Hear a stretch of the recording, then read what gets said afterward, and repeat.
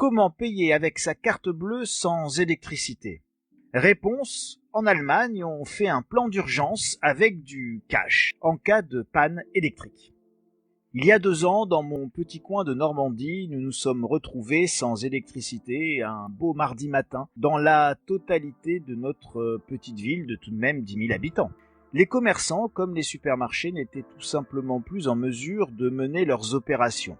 Il était devenu impossible d'acheter puisqu'il était tout simplement impossible de payer avec sa carte bleue. Il y a 1 an, nous avons également perdu la liaison Internet dans toute notre ville, car quelques petits margoulins s'étaient évertués à couper le câble, une incivilité de plus, dirons-nous pudiquement.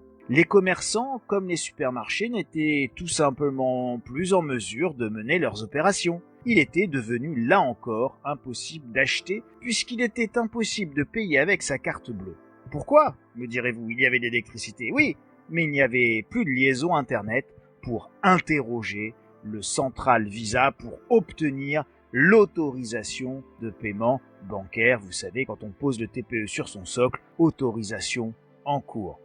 Pourquoi vous parlez de mes misères normandes, me direz-vous, et de cette petite France rurale et périphérique? Simple, pour mieux vous parler de l'Allemagne. En effet, c'est une dépêche exclusive de l'agence de presse Reuters qui nous apprend que, et je cite, l'Allemagne renforce ses plans d'urgence autour du cash pour faire face à une panne d'électricité. Les autorités allemandes intensifient leurs préparatifs pour des livraisons d'urgence d'argent liquide en cas de panne d'électricité afin de faire tourner l'économie, ont déclaré plusieurs personnes concernées alors que le pays se prépare à d'éventuelles coupures d'électricité, évidemment, conséquence de la guerre en Ukraine.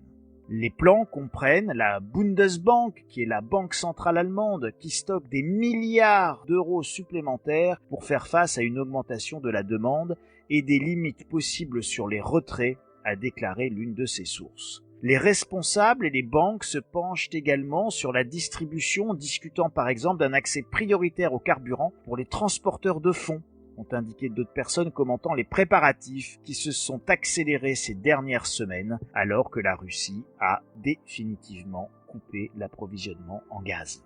Les discussions de planification impliquent la Banque centrale, son régulateur des marchés financiers, la BaFin, et de multiples associations du secteur financier ont déclaré ces sources, dont certaines ont parlé sous couvert d'anonymat de plans qui sont et restent pour le moment confidentiels et toujours en cours d'élaboration.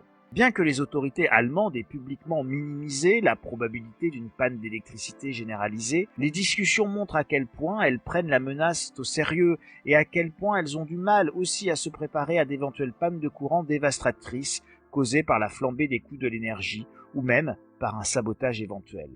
L'accès à l'argent liquide est une préoccupation particulière pour les Allemands qui apprécient la sécurité et l'anonymat qu'il offre et qui ont tendance à l'utiliser beaucoup plus que les autres Européens. Environ 60% des achats quotidiens en Allemagne sont réglés en espèces selon une étude récente de la Bundesbank qui a révélé que les Allemands retiraient en moyenne plus de 6 600 € par an, principalement aux distributeurs automatiques. En cas de panne d'électricité, les responsables politiques pourraient envisager de limiter le montant des retraits d'argent liquide, a d'ailleurs déclaré l'une des personnes interrogées. Si l'une des faiblesses mises en évidence par la planification concerne les entreprises de sécurité qui transportent l'argent de la banque centrale vers les distributeurs automatiques et les banques, la réalité est en vérité bien plus complexe. Et oui, les distributeurs automatiques, vous savez, ils marchent aussi à l'électricité. Les caisses enregistreuses marchent à l'électricité. De même que les frigos des supermarchés, que les pompes des stations-service, de même que celles du service des eaux qui vous amènent votre eau courante et potable à domicile, ou encore les transports en commun, comme le métro ou les tramways, sans même parler des voitures électriques qui, par définition, marchent aussi à l'électricité. Si l'on y pense bien, avoir un plan d'urgence pour distribuer du cash et rendre prioritaire l'accès aux pompes, aux convoyeurs de fonds, peut sembler une bonne idée. Mais dans la vraie vie, cela ne tiendra que le temps d'un instant. Les pompes des stations-service ne marcheront pas plus que les distributeurs automatiques de billets, faute d'électricité. Et les billets de banque ne seront pas plus distribués, faute d'essence, que des pompes électriques ne pourront pas mettre dans le réservoir, de convoyeurs de fonds qui ne pourront pas les livrer dans des automates qui de toute façon ne fonctionneront pas. Sans électricité et sans pétrole, nos villes ne tiennent pas.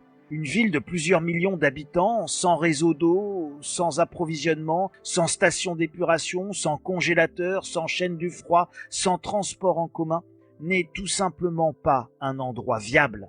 Nos villes tentaculaires sont les filles de l'Oléocène.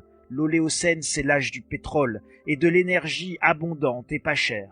Avant la révolution industrielle, il n'y a jamais eu de ville dépassant le million d'habitants, pour la simple et bonne raison qu'une telle ville n'est pas soutenable sans une profusion de dépenses d'énergie. Et dans un monde d'énergie lente, la voile, l'éolien, le moulin, le cheval, le déplacement à pied, eh bien, vous n'avez tout simplement pas les moyens d'alimenter une telle ville. Si disposer d'une réserve d'urgence d'espèces est toujours une bonne idée en cas d'extinction de l'électricité plus ou moins momentanée, la réalité c'est que personne n'est prêt.